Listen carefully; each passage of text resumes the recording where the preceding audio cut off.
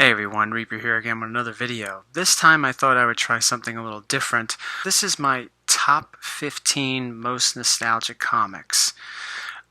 Basically with this video what it means is whenever I look at the books that I've selected for this video, I'm really brought back to a different time when I first got into the hobby, when I first got the book, all that stuff. It just brings back those past memories so vividly. So, we will start off with number 15.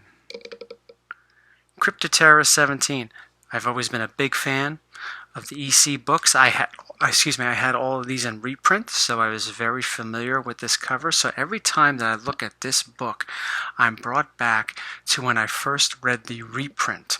And all the other times I read the reprint, I remember reading this particular issue during the Easter holiday back in 1991. And all I have to do is just take a look at this book. You know, really, this video could be, what could be said about this video is a lot of what Patrick Luther Manning says. These are paper time machines, right? And I just described how these paper time machines work. They just bring you back to a certain time that bring up vivid memories. I can remember the year. I can remember where I was at. I can remember the weather. I can remember all those things, all associated with that book. Coming in at number 14, Amazing Spider-Man 121. I can remember where I was when I got this book. I had ordered it from A Million Comics back in 1993.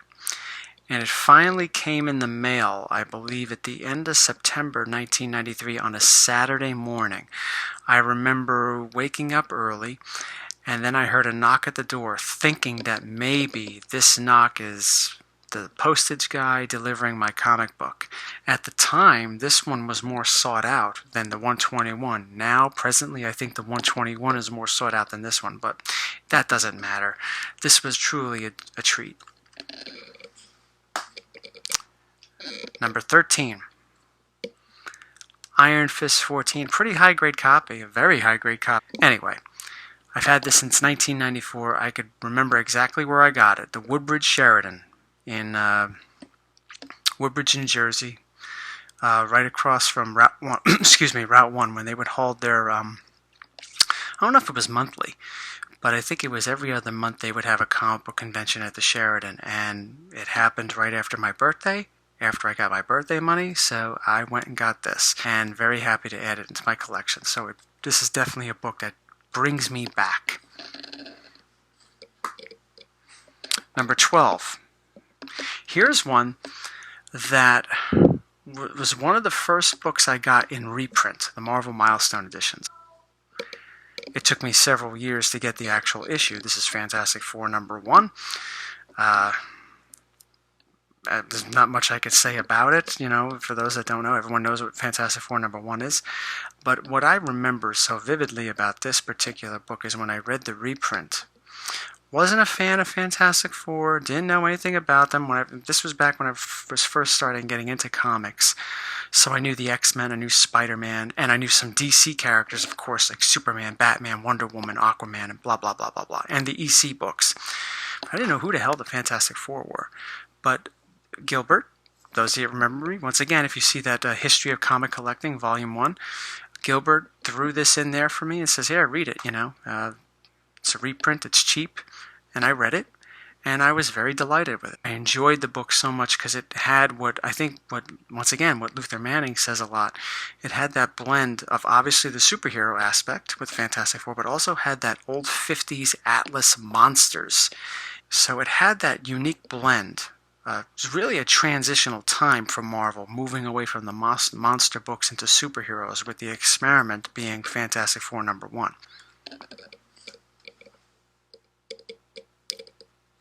11.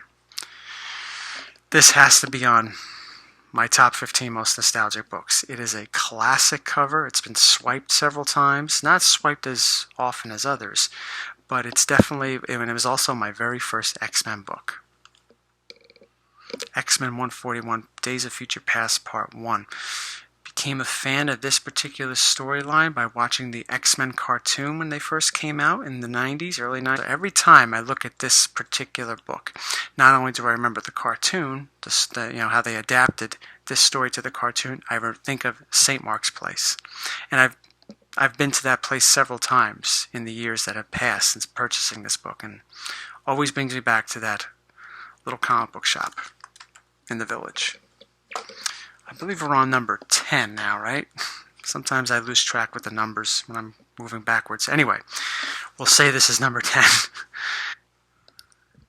Amazing Spider-Man 101. I love this Gil Kane cover. How can you not love this cover? Before I actually got this particular book, this is actually an upgrade from an older copy, but actually before I got my older copy, I had the reprint. And yet again, like with Fantastic Four number 1, it's a little different. I read the story and I loved it. I loved it. Enjoyed reading reading Morbius's origin and how he encountered Spider-Man in this mansion and how Kirk Connors showed up and then he turned into the Lizard. It was just awesome, awesome. So I'm always brought back to that time when I first read this back in 1993. I believe this is number 9. Now, one of the reasons why this has such a high number is because I've always wanted this book, and I was always fascinated with the cover and seeing all the villains on it and saying to myself, wow, this is so cool. This book has it all. X-Men number 4. It has the first appearance of the Brotherhood of Evil Mutants, but then 2 characters that would later become big-time Avengers in Quicksilver and Scarlet Witch. Seeing Mystique's Brotherhood made me interested in who the original Brotherhood were, what made the team roster, and seeing characters like the Scarlet Witch, Quicksilver, like I said earlier, who would become Avengers, and Mastermind and Toad just made this a book that I've always wanted back then, and it was definitely has a place in my nostalgic heart. Amazing Spider-Man number 14. Now, I don't think, I'm with Nick in saying that I don't think this is one of Ditko's best covers. Ditko I don't think he really did too many dynamic covers as Kirby had done or Gil Kane had done back then. But it's a cover that I remember because it was a book that I've always wanted back then. And it was so far out of reach. I eventually did get one, but I got a really beat up copy. This is actually an upgrade of that copy. But it was something that was always out there whenever I would go to those small cons that I kept mentioning. Back then, I think it was like $200 to get a decent grade, maybe a 6 or something like that. But this definitely up there with many books. And this is a book I haven't shown in a while. I didn't show this in a while in any of my videos. It's odd, right? But this definitely has a spot. Books that are the most nostalgic for me. Of course, Detective Comics 140, the first appearance of the Riddler. Why is this nostalgic other than the fact that the Riddler is my favorite villain? Well, I read the Wizard magazine back then. And I loved it. And I think a lot of us from the early 90s that were collecting were reading the Wizard magazine and their questionable price guide. But I remember in some of those early Wizard magazines when I would look at the price guide and try to figure out when a character made their first appearance, when it came to the DC books, they only started listing the numbers in the Silver Age. I think they started Batman with Batman number 100 or whatever. And I was like, well, that's funny. How come they don't list Batman number 1? And then I would see Batman 171. It would say the first Silver Age appearance of Riddler. I'm like, well, when did he make his first appearance? And that got me interested in finding out when the Riddler made his true first appearance. And then, of course, the Wizard magazine started printing out the issues from numbers 1 to whatever. And that's when I found out about Detective Comics 140. Saw the cover one time and instantly fell in love with it. And it was moving on to number 6, The Haunt of Fear number 12. Since I saw this cover appear in one of those Gladstone reprints, I said to myself, wow, look at that cover. Who did that? And then I looked and it says, let me see if I can show you, Ghastly. And every time I see this cover, I'm reminded back when I used to read those reprints. There's a lot of things that bring me back to that time, a lot of those things. And my favorite cover of all time, Haunt of Fear 12, is one of those things. Number 5, Amazing Spider-Man 300. A lot of great memories with this. Managed to get this. My dad actually got this for me. And remember, I picked up, excuse me, Spider-Man Unlimited number 4 and Venom the Enemy Within along with this. So I was really enjoying myself that night. Finally adding really one of my first big books to my collection. And it was this one. Number 4. Giant Size X-Men number 1. Now this is an upgraded copy. My old copy was probably like a 2.5. But anyway, that copy I purchased in 1994. And I remember I purchased it, I believe, at the same Sheridan show, one of the Sheridan shows, a couple months after I got The Punisher. I walked into the comic book convention with $50 and a bunch of those new Spider-Man cards that just came out. And I went to go around, see what I could get. And I saw that 2.0, 2.5, whatever copy it was. Saw one guy had it, and I think he wanted $65 for it, or $60. I don't remember which. But I said, I have $50, and I have a couple of cards, you know, those special cards. And he sort of gave me like, He says, yeah, okay, why not? Well, and then I got it.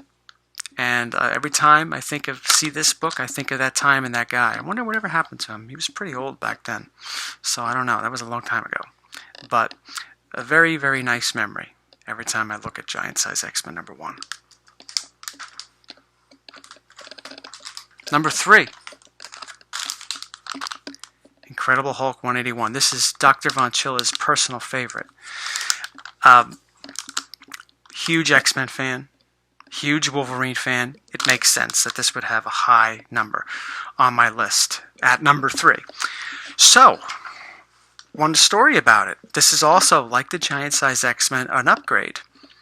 I had purchased this from a guy in Canada. I'm not going to mention his name. Not this particular issue, but my very first issue, which I think was about maybe a 4.0, whatever. Okay, I paid like $181, $182, something like that for it. I remember that because it was so close to, you know, the actual number of the book. Something like that, I forget. But anyway, purchased it from this guy that would send out comic lists to people. I forget how I got one. What he's selling, the grades and so forth, they call him, but he was up in Canada. And I have to say, the guy's a real dickhead, from what I remember. Very nasty and so forth and so on. But anyway, I described what I was looking for, and he says, okay, you want like, he didn't say 4.0, but I think he said like a very good, fine, something like that. And he described it, and he said it had a subscription crease on it. I asked him what that was, and he told me, and I was like, oh, okay, well, that's not so bad. So I sent out the money order, because we didn't have PayPal back then, and I eventually got the book, and yeah, I saw the subscription crease. No big deal. I opened it up, reading it, loving it, loving it. First full appearance of Wolverine, awesome. Then I got to like one of the last few pages, and I noticed there was something cut out of the book. Anybody want to guess what that was? The Marvel stamp. The bastard never told me that the Marvel stamp had been removed. I heard stories about this guy that, you know, in the years later that he's a thief and all that other stuff, but whatever. That's my story with him. And even though that may sound like a very unpleasant story, because it is, but it is one of the big memories I have when it comes to comic book collecting associated with getting a big book like this, because 1994 was a pretty good year for me. And even though the book was missing the Marvel stamp, I didn't mind as much. But years later, when I said, yeah, it's starting to bother me even more, I wanted to get an upgrade, and I managed to upgrade to this. This is actually my 3rd copy. I had a 7.0 and I sold it. This was years ago. You don't want to know for how much I sold it for. But I'm quite happy with the one I have. Number 2, talking about going to those Comic-Cons in 1994, how could this one not be up there? My first major purchase with my own money.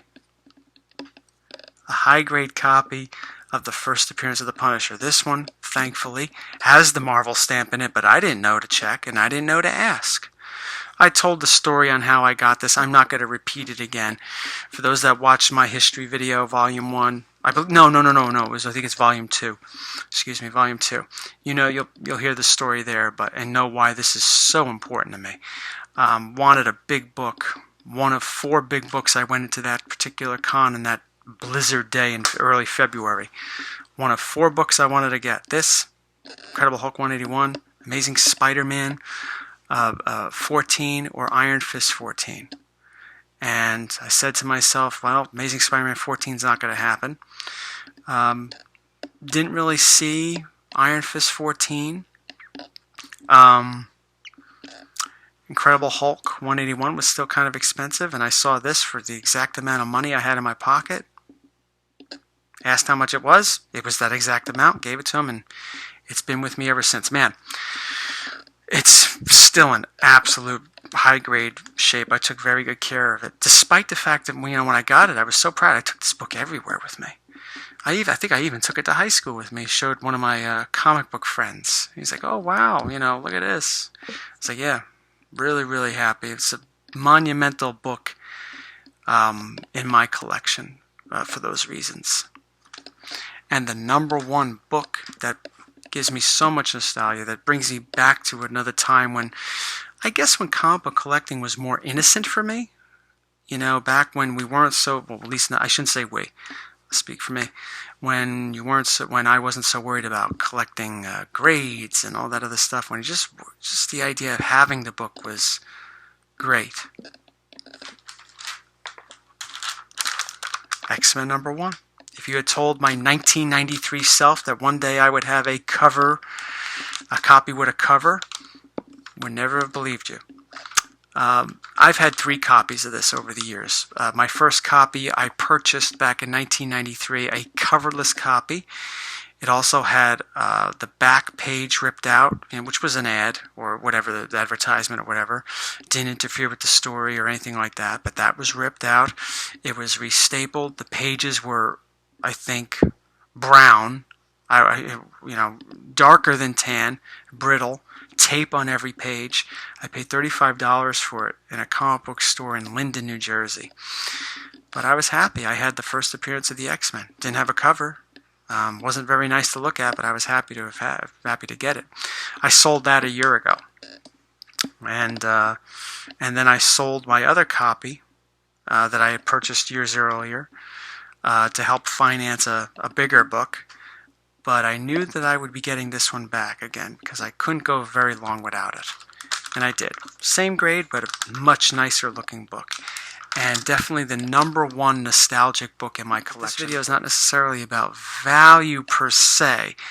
It's really about books that really take me back. Those paper time machines that Luther Manning has talked about, that I mentioned a few times throughout this video. Those paper time machines that bring us back to a different time and make us experience everything that was going on back then vividly again. So that was my top 15 most nostalgic books in my collection. I hope you enjoyed it. I have more videos coming out very soon. I'm gonna, my amazing haul is ready to go. It won't be out for probably another month from today. So I hope you tune in to see that one and the many other videos I have planned for the rest of the year. Thank you for watching, everybody, and take care.